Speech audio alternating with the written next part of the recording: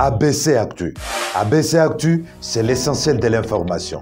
ABC Actu, c'est la politique, l'économie, le social, la culture, la religion, la science, la technologie, le développement et les divers. ABC Actu, l'essentiel de l'information pour vous, FM Prêt.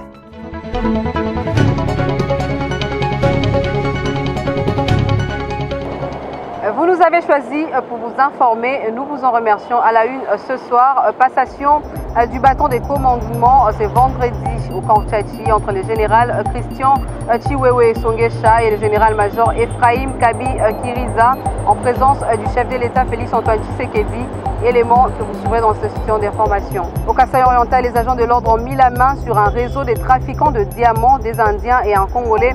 Elles font partie de cette bande présentée au gouverneur de la province. À suivre dans ce journal.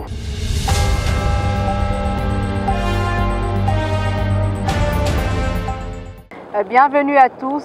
Le chef de l'État, Félix-Antoine Tshisekedi, a procédé ce vendredi 7 octobre 2022 à la passation des commandements entre le général Christian Chiwewe Songesha et le général-major Ephraim Kabi Kiriza, tous deux de la garde républicaine au camp Tchachi, nommé par ordonnance présidentielle le lundi 3 octobre 2022.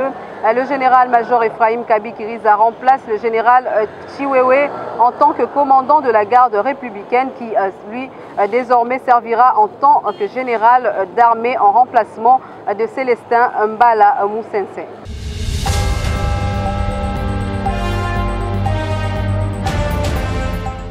À l'Assemblée nationale, Christophe Mbosso-Nkodia a lancé jeudi les travaux de la 6e conférence REPAM-CDS où il pousse les parlementaires africains à aborder les questions de défense et sécurité du continent. Regardez. Les coups d'envoi de travaux de la 6e conférence du réseau des parlementaires africains, membre de commission défense et sécurité, a été donné ce jeudi 6 octobre à l'hôtel Pullman à Kinshasa par les speakers de la Chambre basse du Parlement, Christophe Mbosso-Nkodia, en présence du vice-premier ministre, ministre de l'Intérieur, Daniel Assello, et plusieurs parlementaires africains venus de la vingtaine d'États parties prenantes à ces assises. Et dans son allocution, Christophe Mbosso a souligné que le Rwanda a décidé d'être l'épicentre de la déstabilisation de ses voisins, la RDC en particulier, ce qui n'honore nullement l'Afrique. Sur le plan africain, il faut dire, au niveau des parlementaires, il y a une prise de conscience de la défense et de la sécurité de l'Afrique qui est régulièrement menacée dans son intégrité par les fils parfois et les filles de l'Afrique. C'est pour cela que j'ai demandé aux délégués de se pencher sur des questions réelles qui touchent à l'Afrique, tout en réfléchissant également sur les relations, les rapports que nous devons avoir avec l'Europe sur le plan sécuritaire. Par moments, on trouve que des rébellions qui déciment et désolent nos populations sont soutenues peut-être par des partenaires extérieurs.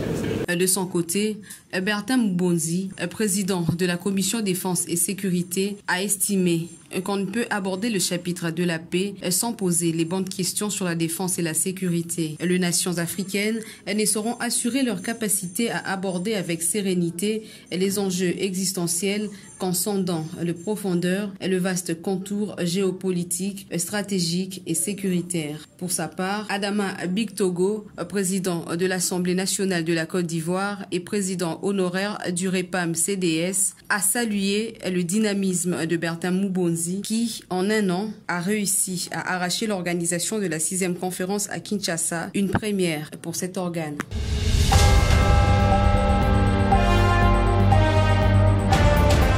Dans un autre chapitre, dans le souci d'obtenir gain des causes à la revendication, après plus de 2 mois de grève, le médecin gréviste ont été reçus mercredi dernier par le directeur de cabinet du chef de l'État, Guilain Agniembo, une rencontre élargie au commissaire de la police nationale congolaise ville de Kinshasa, Silvano Kasongo, pour faire la lumière sur la répression de la dernière marche de médecins par les policiers. Regardez. Au cours de cet échange franc d'environ 2 heures, la délégation du syndicat national des médecins, conduite par son secrétaire général, a exprimé les desiderata des professionnels de la santé au directeur du cabinet du chef de l'État en présence des autorités policières dont les éléments affectés à l'encadrement de la marche avaient commis quelques dérapages.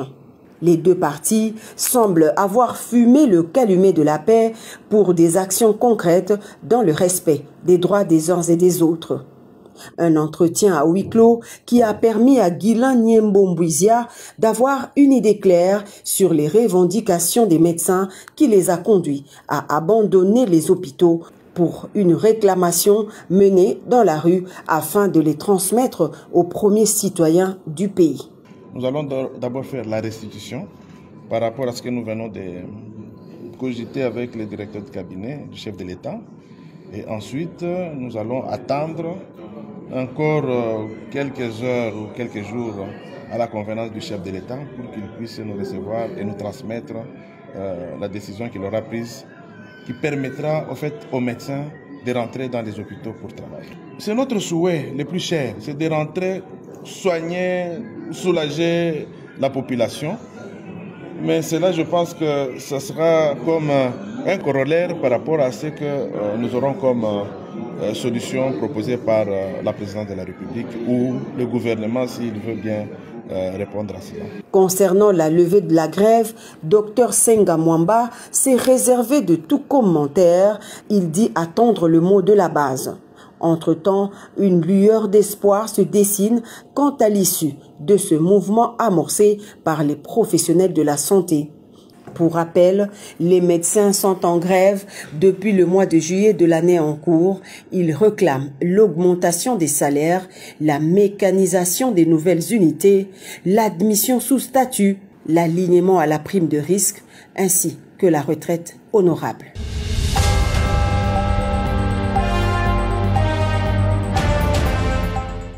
Poursuivant avec cette information, Jacqueline Dala et la JR au Katanga s'imposent à Kasumbalesa pour la campagne d'adhésion porte à porte et imprimer le valeur katumbiste jusqu'au Congo profond. C'était mercredi 5 octobre 2022 devant une foule immense. Urbain Kabé. Déjà à Kasumbalesa, les drapeaux du parti cher au président Moïse Katumbi flottent plus haut dans l'espace.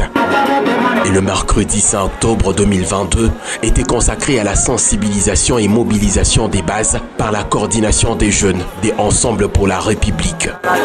Jacqueline Dala, coordonnateur national, et Daniel Kisimba, coordonnateur provincial du Haut-Katanga, accompagné d'une forte délégation, ont fait du porte-à-porte. Le maître mot est connu, pas une seule parcelle sans Moïse Katumbi. Nous, on continue toujours à faire la sensibilisation. Pour l'instant, on se dirige vers Mokambo. De Kasumbalesa, ils se sont rendus à Kinsenda avant de finir par Mokambo. Ici, l'image est impressionnante.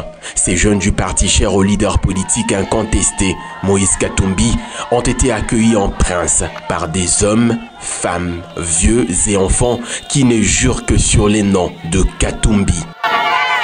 Visiblement, Mokambo a bougé. L'instant était crucial. Arrivé à l'endroit prévu pour cette activité, une autre foule bien rangée et prise par le sens d'écoute était déjà en place. Quelques mots sont alors prononcés par le comité local de Mokambo et même Sakanya. Nous, les gens de la fédération de Sakanya, vous souhaitent la bienvenue. Mokambo, c'est Moïse Katumbi. La foule a réagi. Moïse, merci. Prenant la parole, Daniel Kisimba wa Kisimba n'a pas tardé de dévoiler l'objectif de la mission.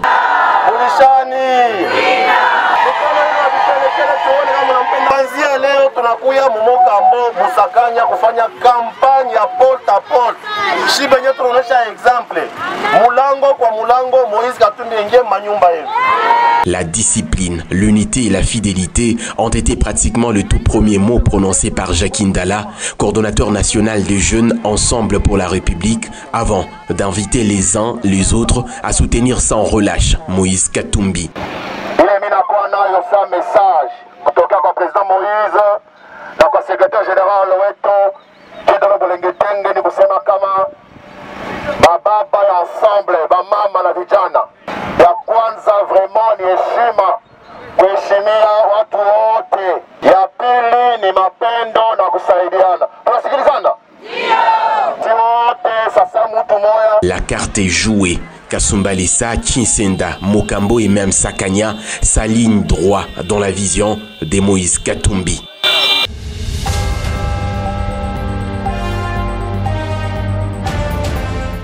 La plateforme politique Mbonda pour le changement s'apprête à une grande marche pacifique lundi 10 octobre à Kinshasa, où elle exige la réqualification ou départ définitif de la MONUSCO, la publication du calendrier électoral et la fin de l'insécurité sur le territoire national. Damien Terranova, membre de cette plateforme, fixe l'opinion quant à ça. Il était au micro de Franzila. Est-ce que le calendrier électoral soit publié dans les plus brefs délais? Nous leur avons fait un mémo il y a un mois de cela. Nous leur avons transmis des lettres ouvertes pour que ces calendriers soient publiés au mois d'octobre. Mais jusqu'à présent, rien n'est fait. C'est ainsi que nous sommes mobilisés pour le démontrer que nous n'avons pas le temps de blaguer et que nous sommes sérieux dans ce que nous voulons, parce que nous tenons à ce que notre pays soit bien dirigé. La feuille de route, c'est un document administratif qui vous informe de ce qui sera fait. C'est tout à fait normal. Mais un calendrier est un document chronométré. Il vous démontre, il vous dit, de tel jour à tel autre, nous allons faire ceci. De tel moment à tel autre moment, nous allons poser ceci. Chaque fois que nous approchons des élections, c'est le monsieur qui est en place, comme l'a été Kabila en 2018, il cherche toujours des boucs émissaires, des tergiversations. Oh non, là à gauche, il y a une poche à ceci, parce que comme il n'y a pas de la paix de l'autre côté, on ne peut pas aller en guerre, il trouve des prétextes. Nous disons au Congo, aujourd'hui, avec Félix Tshisekedi, trop c'est trop. Et nous sommes en cette démocratie, nous sortirons le lundi 10 octobre pour réclamer à bras de corps que le calendrier soit publié. L'objectif de la mission onusienne est d'aider à l'armée congolaise afin que la paix soit rétablie dans toutes ces provinces et sur toute la surface de la RDC. Mais il s'est fait que cette MONUSCO ne fait pas le travail pour lequel elle est venue. Et c'est ainsi que nous, la plateforme Mbonda, nous demandons une réqualification de sa mission parce qu'elle est incapable. Et même le secrétaire général de l'ONU l'a reconnu. Il n'a pas assez de moyens. C'est-à-dire, l'ONU, la MONUSCO aujourd'hui, est au même pied d'égalité que l'armée congolaise qui manque de moyens. Or, les moyens doivent être fournis par M. Félix Tshisekedi, qui doit donner les moyens à l'armée, qui ne le fait pas. Nous y avons mis nos itinéraires. Un groupe partira de la Tchangou, un autre groupe partira de Funa, un autre groupe partira de Lukunga. Que nous tous, nous devons acheminer à la CENI.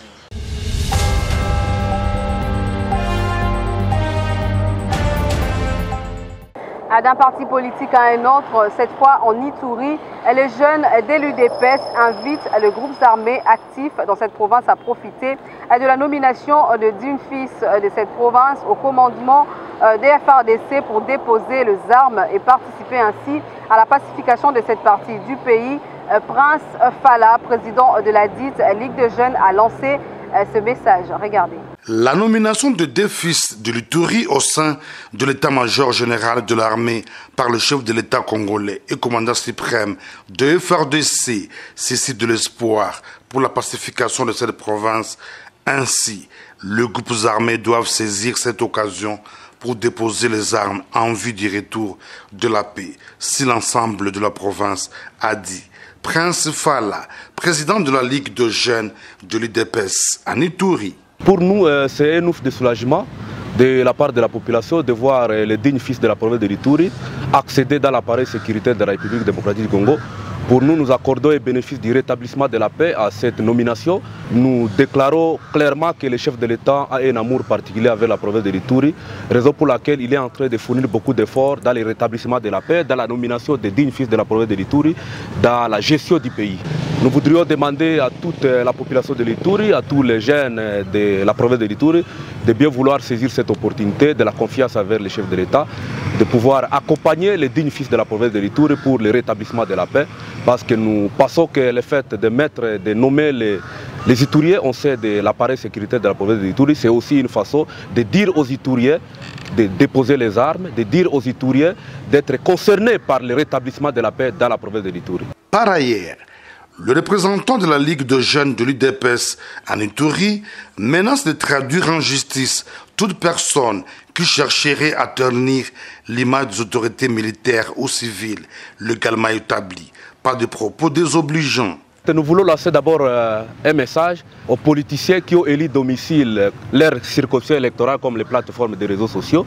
Nous voulons les mettre à garde contre toute menace, contre toute diabolisation qu'ils sont en train de mener de part et d'autre contre les autorités établies par l'État congolais, établies par les chefs de l'État, les représentants personnels du chef de l'État dans des provinces, dans des territoires.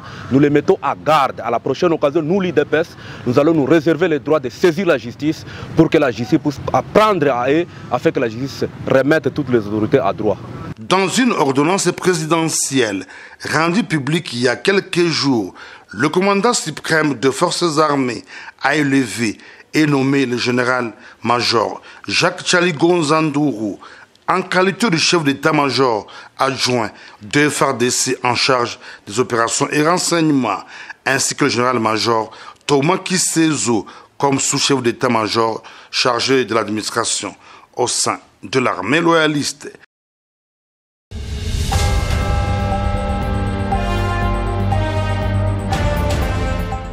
Direction le Kasaï oriental, arrestation d'un groupe d'expatriés indiens qui trafiquent illégalement de diamants dans la ville de Mbuji-Mayi, une fraude évaluée à plusieurs millions de dollars américains.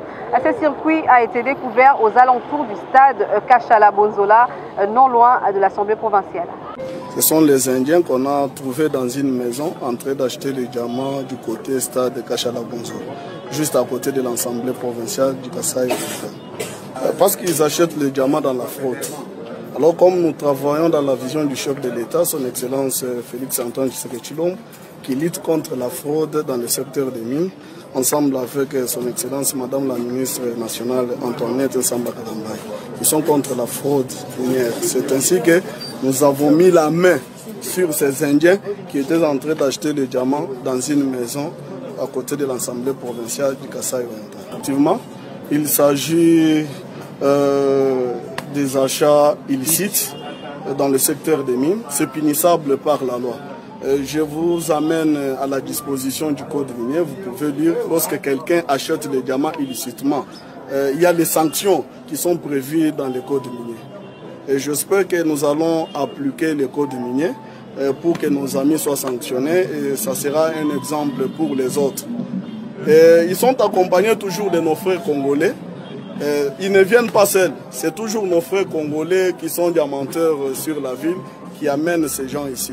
Et c'est tout un groupe là de malfrats tel que vous le constatez là, ils sont à 4 en train d'acheter les diamants avec des balances dans une des maisons. En tout cas, c'est punissable par la loi. Il n'y a pas seulement la police, j'espère qu'il y a autant de services qui sont intervenus. Il y a nos amis de CEC, il y a l'antifraude. Il y a aussi la police qui nous a accompagnés pour mettre la main sur ces malfrats ici. Merci.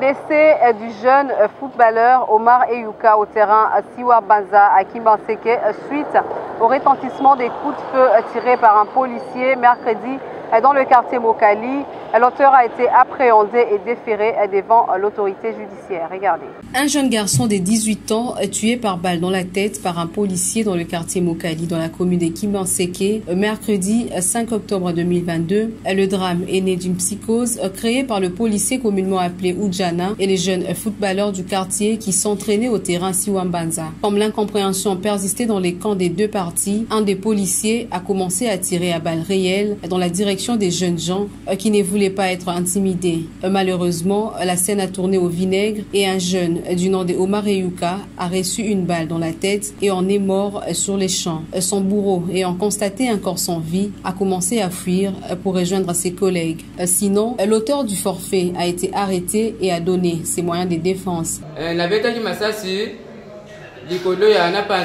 Population ebandaki kolanda biso pona ba agresser biso nde nasali nini mesure ya ko sauver baninga nde nabetaki masasi après toyebaki te ke muntu akufi me tokomi na point sio balandi biso ke muntu esika bobetaki masasi muntu atikali kokufa lokola.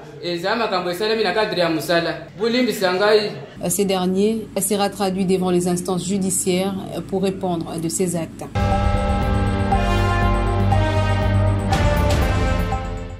Et pour finir avec cette session d'information, la communauté chrétienne Armée de Victoire vous convie à une convention des femmes du lundi 10 au 14 octobre 2022, un élément que je vous propose de suivre. Shalom, shalom. Que Dieu vous bénisse. Alors, je voudrais lancer une invitation à l'égard de toutes les femmes ici à Kinshasa, à Brazzaville et aux alentours. La bonne nouvelle est que nous allons nous réunir toutes les femmes pour pouvoir connaître la volonté de Dieu par rapport à nos vies. Nous voulons apprendre la sagesse de Dieu, nous voulons apprendre la volonté de Dieu, nous voulons apprendre la pensée de Dieu, nous voulons agir avec Dieu, nous voulons travailler avec Dieu. Le thème de notre convention des femmes de victoire, elle conçut encore et enfanta un fils, elle dit, cette fois-ci, je louerai l'Éternel. C'est que j'encourage toutes les femmes à travailler avec Dieu. Dans des difficultés, ça ne marche pas, mais malgré ça, travaille avec Dieu. Bien-aimé, comme je dis tantôt, que la louange brise les jougs. Le mur de Jéricho est tombé à cause de la louange. Jeune sœur, femme mariée, divorcée, femme seule, viens apprendre à travailler avec Dieu afin que le Saint-Esprit nous amène pendant 5 jours, matin et soir, dans la dimension de la louange. Ne viens pas seul, le Dieu de la Bible va faire des grandes choses. Les miracles vont s'opérer. Dieu, il va faire des grandes choses. Peu importe la stérilité, elle sera brisée au nom de Jésus. La louange brise le joug. Peu importe le célibat, il sera brisé au nom de Jésus. La louange brise le joug. Peu importe la pauvreté, elle sera brisée. Moi, je crois que la louange brise le chêne. Alors, pour que vous compreniez la pensée que Dieu nous a donnée, vous devez être là. Présentez-vous à Rehoboth, numéro 89, sur l'avenue Nyangara, à Ngirengiri, non loin de Bayaka. Laisse-moi vous dire, après la mort de Rachel, nous verrons ça pendant la convention, c'est Léa qui est restée avec son mari. Donc aujourd'hui, peut-être l'homme peut te voir que tu ne vaux pas la peine, mais ne t'en fais pas, continuer à prier. Le Seigneur te donnera cet homme-là. Je vais vous inviter les uns et les autres, bien-aimés. Pour ton cas, moi je crois, je parle comme une prophétesse. La dernière parole, c'est le Seigneur qui la dira. Et viens et vois de grandes choses que le Seigneur va faire. Que Dieu vous bénisse. Soyez le bienvenu au nom de Jésus. Amen. Cet élément met un terme avec cette session d'information. Place au rappel de titre. Passation du bâton des commandements, c'est vendredi au camp Tchachi entre les généraux Christian Chiweweso Gesha et les généraux-majors Ephraim Kabi Kiriza en présence du chef de l'État. Vous l'avez suivi au cours de cette session d'information. Au Kasaï-Oriental, les agents de l'ordre ont mis la main sur un réseau de trafiquants de diamants. Des Indiens et un Congolais font partie de cette bande présentée au gouverneur de la ville. Élément que vous avez également suivi au cours de ces journaux. ABC Actu, c'est vendredi et complètement terminé. Bonne suite de programme sur nos antennes.